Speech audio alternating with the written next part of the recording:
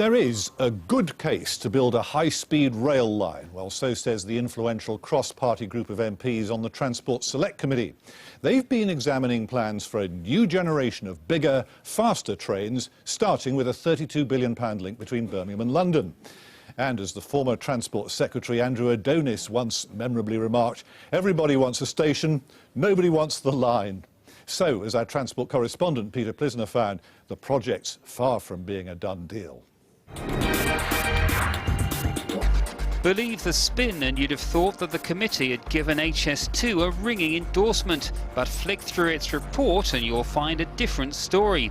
Although the overall concept of high-speed rail does get the thumbs up, MPs want much more information from the government, and the questions being asked are similar to those already posed by those against HS2. The Transport Select Committee are asking some very deep questions. They have deep misgivings about HS2, and the information they're asking for from HS2 will completely devastate the case for HS2.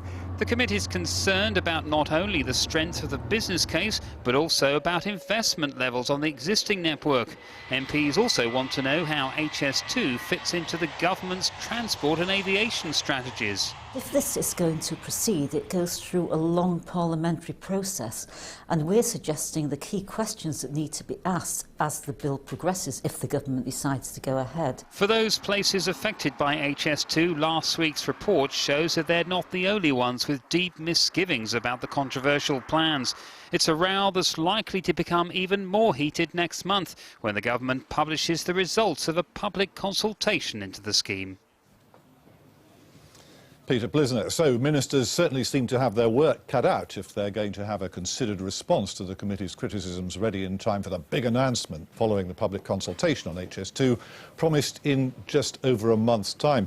Steve McCabe, in common with most Labour MPs, in fact all of them I think, are in Birmingham, Manchester, Leeds, all the big centres that are at the other end of the line from London. You're a supporter of it.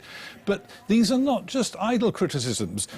All of the financial case, the environmental impact, damage to rural economies, this is substantial stuff that the committee is concerned about. And so there are big issues here for Parliament to deal with, aren't there?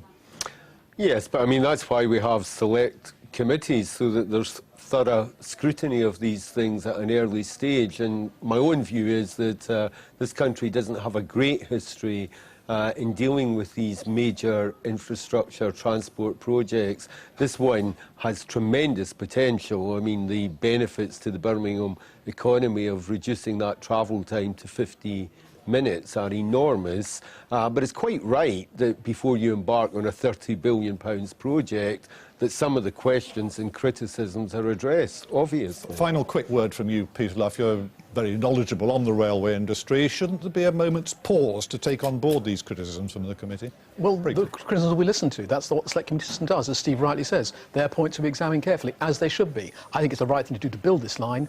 We must look very critically at the issues around it to make sure we get the detail right. Do you expect the bill to be on the statute book before the next general election? I sincerely hope so.